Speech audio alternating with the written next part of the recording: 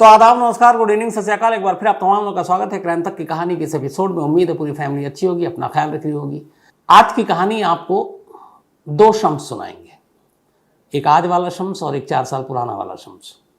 बहुत सारे आप लोगों के एक मेल आए थे एक स्टोरी को लेकर, शाकिरा खलीली की स्टोरी, जिसको नाम दिया था मैंने बहुत पहले डांसिंग ऑन ग्रेव। और वही कहानी आज आप सुनेंगे पूरी। एक राजकुमारी का कत्ल के बाद कई साल तक उसकी लाश संगमरमर के नीचे दफन, और उस संगमरमर के ऊपर हर शाम पार्टी, और कातिल उसके ऊपर थिरकता था। इस कहानी को सुनाऊं उससे पहले आपको एक ट्रेलर दिखाना चाहता हूं। तो ये टीजर या ट्रेलर जो भी कहिए, पहले इसको देखिए।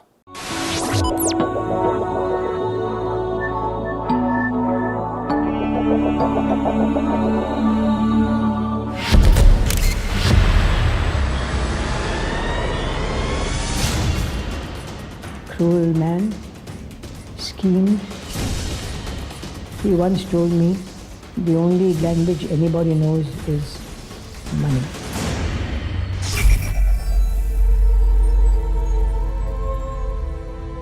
Partying and dancing in the discos and having, apparently the maid says, parties on her grave.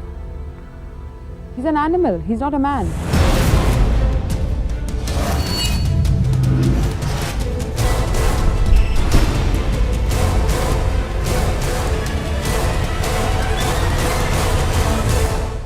तो ये वो कहानी है जो मैंने शुरू में कहा, एक राजकुमारी की और उसके कत्ल की। बहुत ही मिस्टीरियस कहानी। मैसूर घराने की एक राजकुमारी थी, वो दीवान की बेटी, और एक बाबा, इनके रिश्ते, शादी।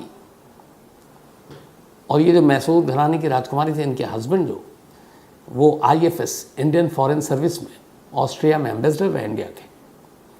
तो एक अजीब कत्ल की साजिश और इसका खुलासा। और ये वो केस है जो इस देश में पहली बार जिसकी वीडियोग्राफी हुई थी क्राइम सीन की। ये वो केस है जिसके DNA हुए, तो उस ज़माने में DNA नहीं हुआ करता था। तो पूरी कहानी बहुत ही रहस्यमयी है। लेकिन इस कहानी को सुनाने के लिए आज के शम्स यानी मुझे यहाँ से भी हटना पड़ेगा और 4 साल पुराने वाले शम्स को लाना पड़ेगा ताकि वही सुनाए। और मैं भी आज देखना चाहता हूँ कि आज में और 4 साल के पुराने शम्स में अब कितना फ़र्क आया, बोलने में, कहानी सुनाने के अंदाज में, तरीके में। और आप लोग भी जज कीजिए और देखिए और बताइए कि क्या तजुर्बे के साथ साथ चीज़ें अच्छी हुई हैं या फिर बुरी हुई हैं, तो वो भी जानना चाहूँगा। तो शाकिरा खलीली यानी कि डांसिंग ऑन द ग्रेव की कहानी पेश है, सुनिए। इस कहानी के बारे में सोचता हूँ और इस कहानी का अचानक आज ख्याल आया कि आपको मैं सुनाऊँ। और पहले से कोई प्लान नहीं था, पर मुझे लगा कि इस कहानी में इतने पेचोखम है, इतनी उलझी हुई कहानी थी, इतनी मिस्ट्री थी इसमें कि किसी को भी चौंका दे और दहला भी दे। अगर इस कहानी को मैं 2-3 लाइन में आपसे कहूँ कि कोई एक ऐसा आशिक जो अपनी मोहब्बत का गला अपनी हाथ से घोटे, वो भी पूरा नहीं, अधूरा, फिर उसे एक ताबूत में बंद करे, ताबूत के ऊपर से लॉक कर दे, उस ताबूत को ज़मीन के अंदर दफना दे, जिंदा तब तक थी वो, और फिर उसके ऊपर मार्बल का फ्लोर तैयार करे, बहुत खूबसूरत इटालियन मार्बल, और फिर 3 साल तक उस ताबूत के ऊपर जो फ्लोर है, हर शाम वो एक पार्टी रखे, अपने दोस्तों को बुलाए, लड़कियों को बुलाए, और उनके साथ वहाँ डांस करे, गाना बजे, और वो थिरके,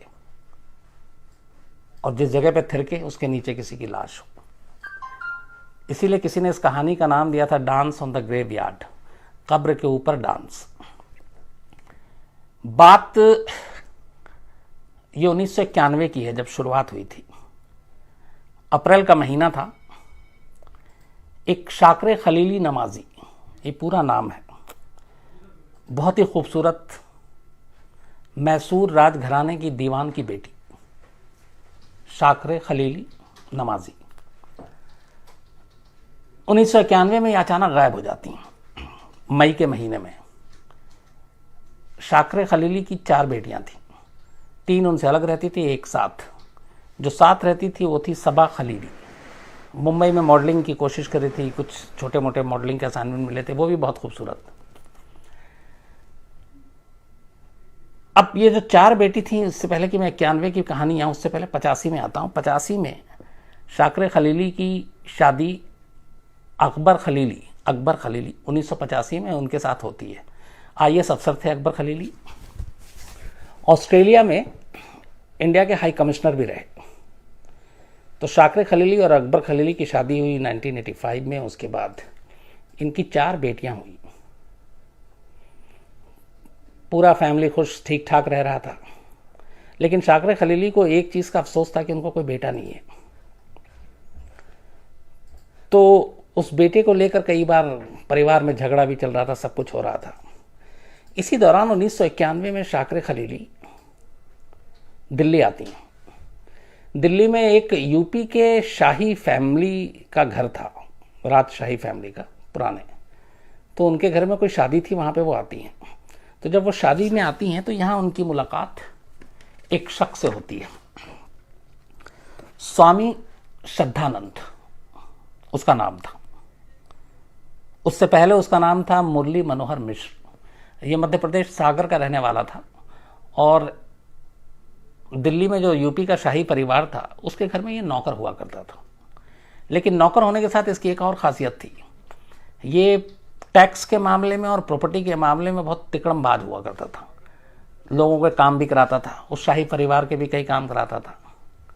और ये थोड़ा सा अपने आप को तंत्र मंत्र और इस तरीके की चीज़ों का भी जानकार बताता था।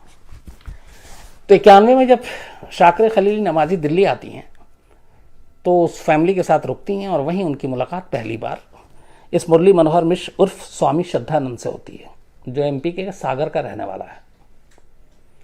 तो जब मुलाकात होती है तो उस दौरान में, शादी के दौरान ही मुरली मनोहर को पता चलता है कि शाकिर खलीली की 4 बेटी हैं और उनको एक बेटा चाहिए। तो ये उन्हें अपने जाल में फंसाता है। शाकिर खलीली बहुत खूबसूरत थी। जाल में फंसा के ये कहता है कि उनको बेटा हो जाएगा, उसके पास इसका उपाय है। बेटे की लालच में शाकिर खलीली नमाजी जो हैं वो इस मुरली मनोहर मिश्र उर्फ स्वामी श्रद्धानंद के चंगुल में फंस जाती।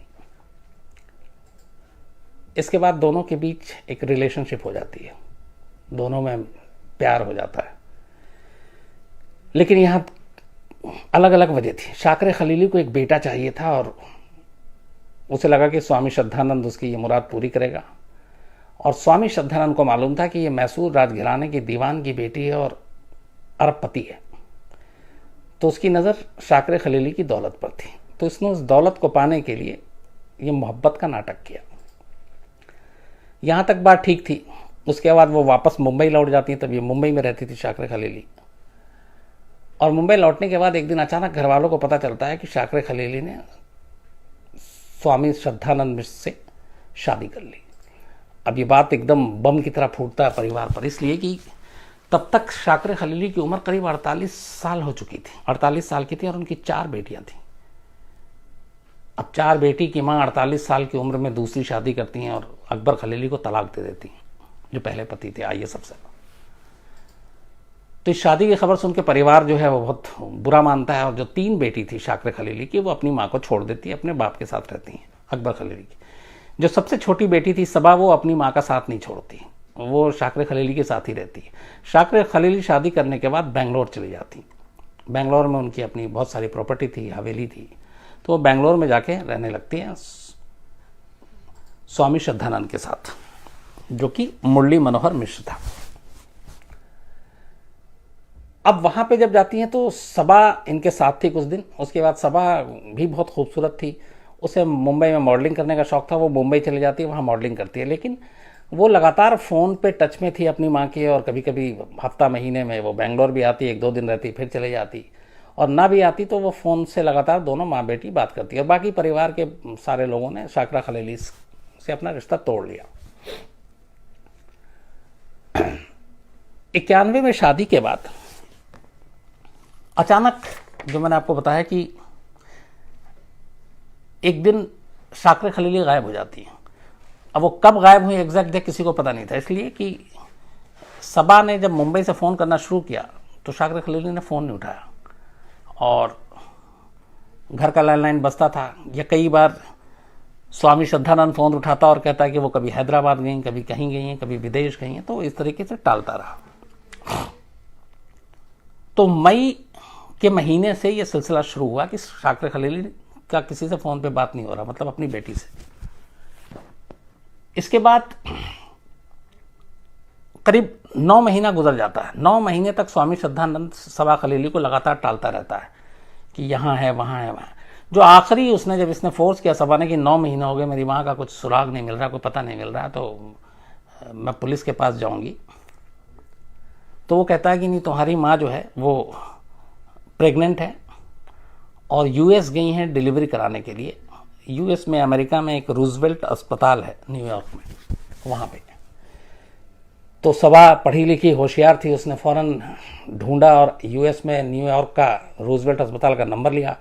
वहाँ उसने फ़ोन किया, उसने बोला कि ये पेशेंट हैं शाकिर खलीली नवाज़ी के नाम की, मुझे बात करनी है। तो हॉस्पिटल ने पूरा रिकॉर्ड चेक करके बताया कि यहाँ पे इस नाम की कोई पेशेंट है ही नहीं।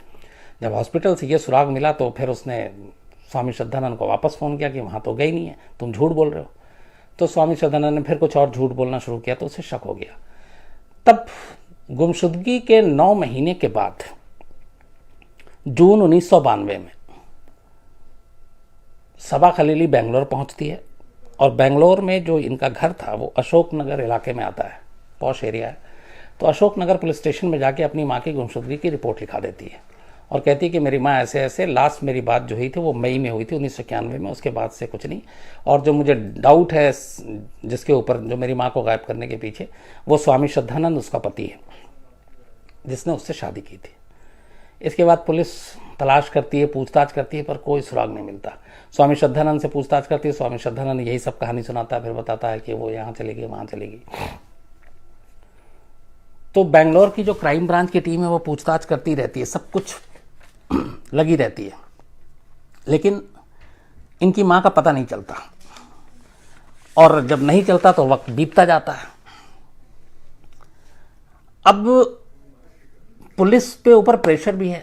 स्वामी श्रद्धानंद उधर चुके एक तरह का बाबा बन गया था, तंत्र मंत्र करता ही था, तो बेंगलोर में भी उसकी अच्छी खासी धाक जम गई थी। तो पुलिस में भी उसकी अच्छी जान पहचान थी। तो पुलिस वाले भी फिर उसका ज़्यादा कुछ उन्होंने किया नहीं और ढूंढते रहे और उसका बेंगलोर सेंट्रल क्राइम ब्रांच की जो टीम थी वो लगभग उम्मीद छोड़ दी। उसने कहा कि अब करीब 1 साल बीत चुके हैं, 1 साल के बाद क्या मिलेगा। पर सबा खलीली भी कोशिश करती रहती कि उसकी माँ का कुछ मिले, नहीं मिलता है। 91 में मई में गायब हुई, 92 के जून में रिपोर्ट लिखाया गया गुमशुदगी के। उसके बाद 92 गुजर जाता है, 93 गुजर जाता है, 94 आ जाता है। 3 साल पूरे गुजर चुके थे और 94 में अप्रैल का महीना आ जाता है। बेंगलोर क्राइम ब्रांच की टीम लगभग अपनी फाइनल क्लोजिंग रिपोर्ट दे रही थी कि हमने सारी इन्वेस्टिगेशन कर लिया, स्वामी श्रद्धानंद को भी क्लीन चिट दे दिया और शाकिरा खलीली का कोई पता नहीं है, कोई सुराग नहीं है और केस को अब क्लोज करते हैं, या तो फिर कुछ चमत्कार हो तो मिल जाए। अब ये केस क्लोज होने जा रहा था, चमत्कार देखिए कि क्या होता है। और ये एक बेंगलोर पुलिस ने अपनी रिपोर्ट में लिखा था कि कुछ पता नहीं है, हो सकता है चमत्कार होगा तो मिल जाएगा, और चमत्कार हो जाता है। 30 अप्रैल 1994 को पुलिस लगभग केस क्लोज करने वाली थी और 29 अप्रैल को, मतलब 30 अप्रैल तक इनको देना था एक रिपोर्ट अपना बनाकर, और 29 अप्रैल 1994 की रात को क्राइम ब्रांच का, जिसके पास ये पूरा मामला था, उसके एक कांस्टेबल का दोस्त था, दूसरा कांस्टेबल जो क्राइम ब्रांच में नहीं था, बेंगलोर पुलिस में था, कर्नाटक पुलिस में था, वो एक शराब के ठेके के बाहर ड्यूटी दे रहा था और वहाँ पे कुछ लोग खड़े होकर शराब पी रहे थे। तो उनमें एक बंदा था, वो भी शराब पी रहा था। शराब पीते पीते कुछ लोग बात कर रहे थे वहाँ पे पुलिस के बारे में, क्राइम के बारे में। तो वो कुछ ज़्यादा ही नशे में था वो शख्स। उसने अचानक बोला कि ये पुलिस क्या होती है, कुछ नहीं होती है। अब देखो हमारे साहब को 3 साल हो गए, हमारे साहब ने एक मर्डर किया, आज तक पुलिस साहब को पकड़ना छोड़ो, लाश भी नहीं ढूंढ पाई है। अब जब ये कांस्टेबल के कान तक बात पहुंची तो कांस्टेबल का कान खड़ा हो गया, वो गया उसके पास। अच्छा, वो पुलिस वाला भी घाक, उसने ये शो नहीं किया और सादी वर्दी में था कि वो पुलिस वाला है, तो उसने भी उसको थोड़ा और भड़काया, चढ़ाया उसको। वो वैसी शराब के नशे में, उसने कहा क्या बात करा, लंबी लंबी छोड़ो, ये सब है उसमें कैसे केस क्रैक हुआ था। तो बोले रे तुमको क्या पता, तुम नहीं जानते। उसने कहा कभी शाकरा खलीली नवाजी का नाम सुना है? अब जैसे उसने ये नाम सुना, चूँकि वो बेंगलोर पुलिस में लगभग ज़्यादातर पुलिस वालों को भी वो बेंगलोर से ही लाश मिसिंग थी, तो थाने में भी ये रिपोर्ट गई थी, फ़ोटो गया था।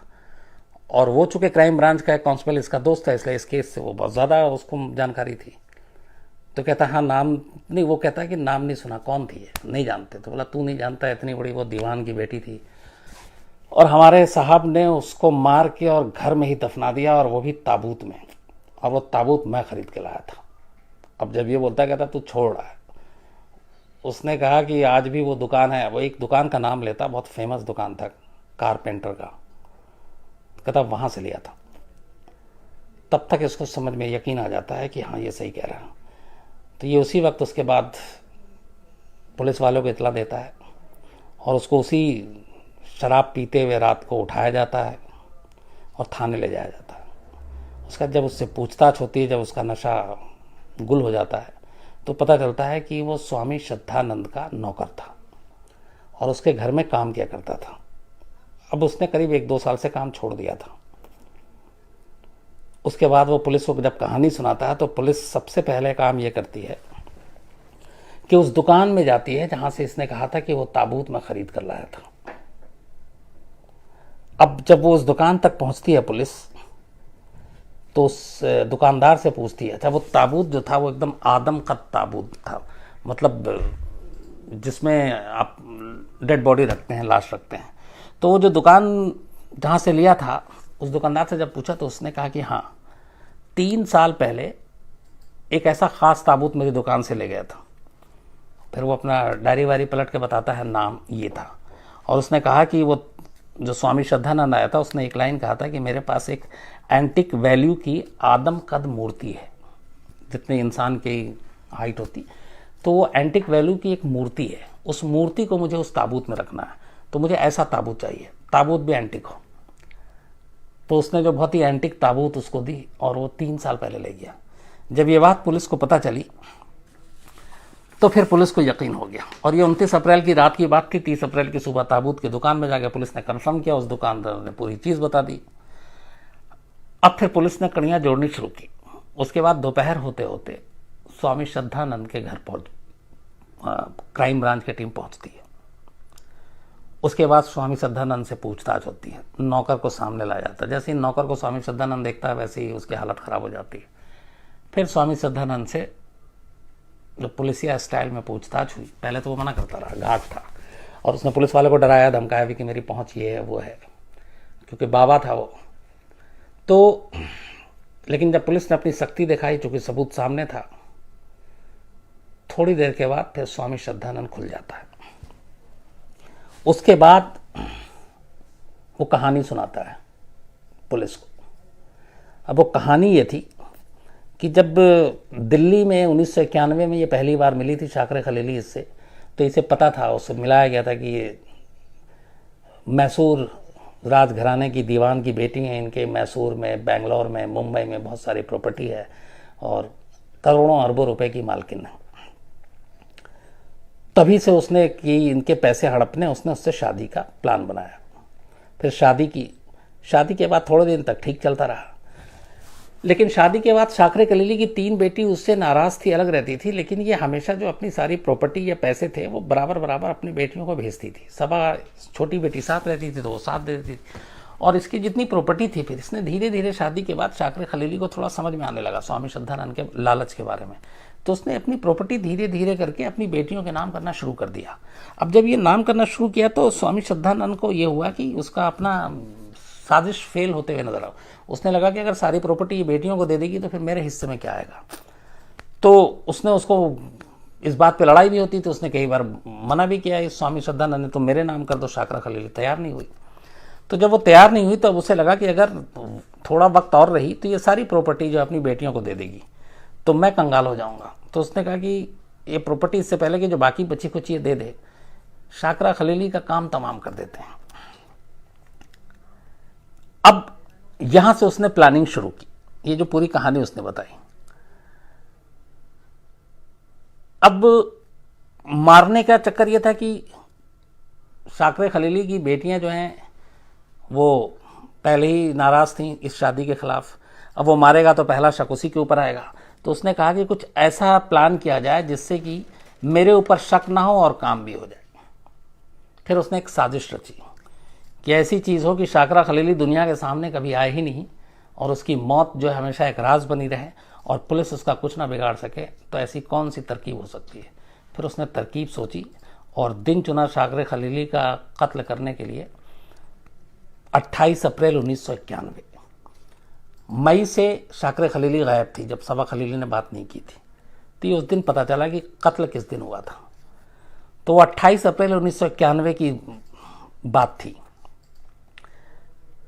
स्वामी श्रद्धानंद ने यही तारीख चुनी थी शाकरे खलीली की मौत के लिए। उसने अपने प्लान के तहत सबसे पहले क्या किया कि घर के जितने नौकर थे उनको छुट्टी दे दी और शाम से घर में कोई नहीं। इसके बाद उसने शाकरे खलीली के लिए खुद चाय बनाई। बस उस चाय में बेहोशी की दवा मिला दी। शाकरे खलीली ने चाय पी, बेहोश हो गई। जैसे ही बेहोश होती है वो उसको एक गद्दे में लपेटता है और उस गद्दे को जो इसने ताबूत मंगाया था एंटिक वैल्यू मूर्ति रखने के लिए, वो ताबूत उसी दिन 29 तारीख को डिलीवरी हुई थी दिन में। उसके बाद बेहोश करके गद्दे में लपेट के उस गद्दे को ये उस ताबूत में डालता है शाकरा खलीली समेत। ताबूत का ढक्कन बंद करता है, उसमें ताला लगाता है। कोई गला नहीं दबाता, कोई कत्ल नहीं करता, सिर्फ बेहोश करके। मतलब उसने जिंदा ताबूत में उसको बंद कर दिया था। उसके बाद ताबूत में ताला लगाने के बाद इसने उसी दिन जो नौकरों को छुट्टी दी थी एक काम और कराया था।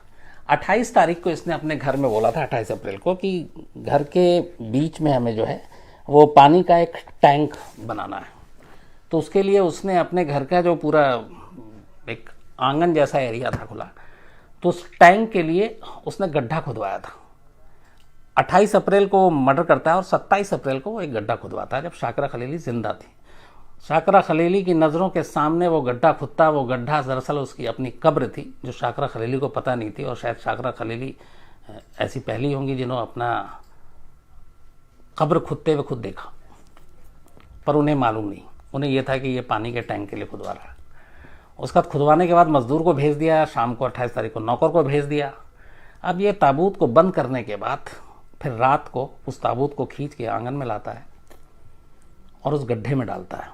उस गड्ढे में डालने के बाद वो सारी मिट्टी जो चारों तरफ खुदाई से निकली थी उसको वापस उससे भर देता है और वो गड्ढा बराबर कर देता है। उसका ये आराम से उस रात सोता है। अगले दिन सारे नौकर आते हैं। फिर ये उसने मिस्त्री को पहले ही बोल रखा था कि तुम्हें आना है। दो अलग अलग तरह के, एक गड्ढा खोदने वाला था, एक उसने बोला था पानी का टैंक जो लगाएगा वो अलग कारीगर और मजदूर आएंगे, और एक आएगा जो मार्बल का फ्लोर लगाएगा। तो मट्टी बराबर थी। उसने उसके नौकर को बुलाया, उसने कहा ये बाकी लोग अपना काम कर गए, अब इसको बराबर कर दो। तो फ्लोरिंग होना है, इटालियन मार्बल, बेहतरीन टाइल्स। उसने उस पूरे आंगन में उस जिसके अंदर कब्र थी उसके ऊपर इसने बिछवा दिया। बिछवाने के बाद मार्बल के टाइल्स लगे और फिर वो बराबर हो गया, बेहद खूबसूरत। उसके बाद उसने उसी के एक कोने में एक बार बनाया, टेबल कुर्सी जो जनरली आप बार में देखते हैं उसी आंगन के। और फिर उसने नेक्स्ट डे ही जब ये फ्लोरिंग का काम पूरा हो गया, उसने पहली पार्टी दी, अपने दोस्तों को बुलाया और सब दारू पीने के बाद, शराब पीने के बाद वहीं उस फ्लोर पे म्यूज़िक के साथ डांस कर रहे थे और नीचे शाकरा खलीली जिंदा दफन थी। उसके बाद ये सिलसिला 3 साल चला, 91 से लेके 94 तक, जब तक कि ये खुला नहीं ये मामला। 94 तक लगभग हफ्ते में 3-4 दिन वहाँ पार्टी होती, लोग आते, उसी फ्लोर पे डांस करते, स्वामी श्रद्धानंद खुद डांस करता, और इस तरह से ये चलता रहा। लेकिन वो शराब के नशे में उस नौकर ने जो बता दिया, उसकी वजह से ये भेद खुला। अब जब इसको गिरफ्तार करके पूछताछ के इसने अपनी सारी चीज़ें मान ली। जब मान ली तो फिर पुलिस ने बुलाया, खुदाई का काम शुरू हुआ उसी फ्लोर से जहाँ पे इसने दफनाया था। अब उसको बताया गया कि कहाँ पे है, तो इसने बाकायदा फिर बताया कि ये इलाका है जहाँ पे ये ताबूत दफन है। अब पुलिस की मौजूदगी में उसकी खुदाई होती है और पूरी खुदाई की कैमरे में लाइव रिकॉर्डिंग होती है। उसी की झलक मैंने आपको अभी टीज़र में दिखाई है। ये बाकायदा खुदाई होते हुए, ताबूत बाहर आते हुए, ये सब इन कैमरा है, रिकॉर्डेड है। खुदाई होने के बाद एकदम वो खड़ा हुआ है स्वामी श्रद्धानंद। उसके बाद अचानक नीचे से ताबूत दिखता है, ताबूत को बाहर निकाला जाता है। ताबूत के अंदर सिर्फ एक कंकाल था, क्योंकि 3 साल पुराना मामला था। अब ये शाकिरा खलीली हैं कि नहीं, ये कैसा पता चले। तो अंगूठी और हाथों में चूड़ियाँ थी, सोने की और डायमंड की। उससे घर वालों ने, सबा ने, इन लोगों ने पहचाना कि ये मेरी माँ है, ये शाकिरा खलीली हैं, क्योंकि ये उन्हीं की अंगूठी, ये उन्हीं के है। लेकिन सिर्फ अंगूठी और उससे नहीं हो सकता था, इसलिए फिर उसका DNA कराया गया और उस DNA से ये साबित हो गया कि ये शाकिरा खलीली है। ये रहा अलग पार्ट। अब इसके बाद जब पुलिस और फॉरेंसिक की टीम ने जब ताबूत की छानबीन की, ताबूत को जब चेक करना शुरू किया, तो उस ताबूत के अंदर ऊपर की तरफ और दाएं और बाएं, जैसे मान लीजिए मैं ताबूत में लेटा हूं तो मेरा ये ऊपर है और ये इधर और इधर, बाहर से वो लॉक है। नाखून के सैकड़ों निशान थे और शाकिरा खलीली के नेल्स भी बड़े थे। आमतौर पे महिलाएं जो हैं वो रखती हैं। सैकड़ों निशान दाएं बाएं ऊपर। तो फॉरेंसिक एक्सपर्ट ने जब उसकी जांच की तो उसने बताया कि ये निशान इसलिए थे कि जब उसको बेहोश करके ताबूत में बंद कर दिया गया था, उसके बाद शाकिरा खलीली को होश आ गया। होश आ गया तो वो अंदर उसका दम घुट रहा था। दम घुट रहा था तो वो बाहर निकलने के लिए छटपटा रही थी और छटपटाहट में वो लगातार उसको खोलने के लिए हाथ पैर चला रही थी। जब उससे नहीं खुल पाया तो वो नाखून से खुरच खुरच के उस ताबूत की लकड़ी को, मतलब कि नाखून से वो लकड़ी खुरच जाए पूरी तरह से और वो बाहर आ जाए, क्योंकि दम घुट रहा है अंदर। तो वो सैकड़ों निशान नाखून के थे जिससे ताबूत को खुरच के बाहर निकलने की एक नाकाम कोशिश की गई थी। और तब पता चला कि उसे जिंदा ताबूत में दफन किया गया था। जब उसको गड्ढे में भी डाला गया तब तक वो जिंदा थी। उसके बाद उसकी फिर दम घुटने से मौत हो गई। अब इसके बाद जब ये सारा मामला आता है सामने और जब एक जिंदा एक शहजादी दीवान की बेटी उसके साथ ही है, तो फिर पूरे बेंगलोर में, बाकी जगह देश में ये सुर्खियां बनती है खबर की कोई ऐसा भी हो सकता है। और ये जो हम आजकल के देख रहे हैं बाबाओं, एक से एक बाबा के किस्से आप देख रहे हैं, मुझे लगता है कि ये हिंदुस्तान का पहला बाबा था स्वामी श्रद्धानंद जिसने इस तरीके की क्रूर हरकत की थी। और उसके बाद ये सिलसिला चला, लेकिन फिर उसमें लोगों का गुस्सा भी भड़का कि कोई किसी को ऐसी मौत कैसे दे सकता। और मौत तो मौत, मतलब आपकी बीवी थी वो, आपने उससे शादी की, आपने उसको जिंदा ताबूत में दफन किया।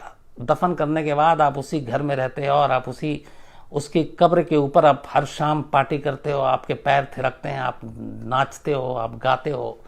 मतलब आप कैसे, आप इंसान हो, ये कैसे हो सकता है। तो इसलिए ये सारी चीज़ें जब कहानियाँ आई तो बहुत सुर्खियों में आई। फिर कोर्ट कवरिंग के लिए मैं इसके बेंगलोर गया और मैं एक बार स्वामी श्रद्धानंद को मैंने पास से देखा। बातचीत करने का मौका नहीं मिला क्योंकि पुलिस प्रोटेक्शन में था और बहुत सारी चीज़ें थी। लेकिन वो मोटा, बहुत ही मोटा सा था और उसके चेहरे से कोई वो नहीं आ रहा था कि उसको कोई मलाल हो, कोई अफसोस हो उसके किए का। उसके बाद ये मामला चलता रहा। 30 अप्रैल 1994 को ये गिरफ्तार हुआ था और 11 साल के बाद बेंगलोर सेशन कोर्ट ने इसका मुकदमा चला। 11 साल तक, 11 साल के बाद, और इसमें पूरे में करीब 150 लोगों की गवाहियाँ हुई। फिर 21 मई 2005 को बेंगलोर सेशन कोर्ट ने स्वामी श्रद्धानंद को फांसी की सज़ा सुनाई और ये कहते हुए कि ये रेयरेस्ट ऑफ रेयर केस है, क्योंकि आप कोई पति अपनी पत्नी को जिंदा ताबूत में दफन कर दे और उसके बाद इतनी गैर इंसानी हरकत की उसकी कब्र के ऊपर वो डांस करता रहे और फ्लोर बनाए, टाइल्स महंगा लगाए, तो ये आदमी जीने के लायक नहीं है। तो इसलिए सेशन कोर्ट ने उसको फांसी की सज़ा सुना दी। फिर ये मामला हाई कोर्ट में गया, उसने स्वामी श्रद्धानंद ने इसको चैलेंज किया, लेकिन 2005 में हाई कोर्ट ने भी इसकी सज़ाए मौत को बरकरार रखी। अब दो तरफ से वो उम्मीद ख़त्म हो गई थी, लगा सुप्रीम कोर्ट भी फांसी देगी, लेकिन फिर 2008 में इसकी सुनवाई फिर बहुत तेज़ी से हुई थी। 2005 में सेशन कोर्ट ने फांसी की सज़ा सुनाई, 2008 में नहीं 2005 में हाई कोर्ट का आया था, उसका 2008 में सुप्रीम कोर्ट में ये मामला गया। तो सुप्रीम कोर्ट ने ये कहा कि ये रेयरेस्ट ऑफ रेयर की कैटेगरी में नहीं आता है, इसलिए उसकी फांसी की सज़ा को उम्र कैद में बदल दिया जाए। हालांकि इस पे जो दूसरे पक्ष के वकील थे उन्होंने आपत्ति भी जताई, लेकिन वो सुनी नहीं गई और आखिरकार सुप्रीम कोर्ट के कहने पे उम्र कैद की सज़ा, मतलब दो अदालतों ने, निचली अदालत और हाई कोर्ट ने फांसी की सज़ा दी थी, सुप्रीम कोर्ट ने फांसी की सज़ा को उम्र कैद में बदल दिया। और ये बात है 2008 की, ये अभी चल रहा है 2018, 10 साल हो गए। पिछले 10 साल से स्वामी श्रद्धानंद जो है वो कर्नाटक के बेलगाम जेल में बंद है। बेलगाम है एक वहाँ पे जगह, तो उसके सेंट्रल जेल में बंद है। 1994 में जब वो पकड़ा गया था, तब जब उसने शादी की थी तब उसकी उम्र 50 साल थी। 1994 में जब वो पकड़ा गया तो 54 साल थी, और 94 में 54, अब 2018, मतलब इस वक्त वो करीब 78 साल का है। तो 78 साल हो गए। 78 साल की उम्र में वो अभी जेल में है और उसको ताउम्र कैद की सज़ा हुई है, मतलब जब तक वो जिंदा रहेगा तब तक जेल में रहेगा। तो हिंदुस्तान के जुर्म के इतिहास की ये वो कहानी थी जिसको बाद में अखबारों ने, टीवी ने, सबने जो नाम दिया था वो था डांसिंग ऑन द ग्रेवयार्ड, मतलब कब्र के ऊपर डांस करना। एक पति जो पूरे 3 साल तक अपनी बीवी की कब्र के ऊपर थिरकता रहा, नाचता रहा, पार्टियां करता रहा, महफिलें सजाता रहा, सोचिए फिर वो कैसा इंसान होगा। तो ये थी शाकिर खलीली नमाजी की कहानी, जिसने एक वक्त में हिंदुस्तान के हर राज्य में, हर अखबार में सुर्खियां बनी थी। जो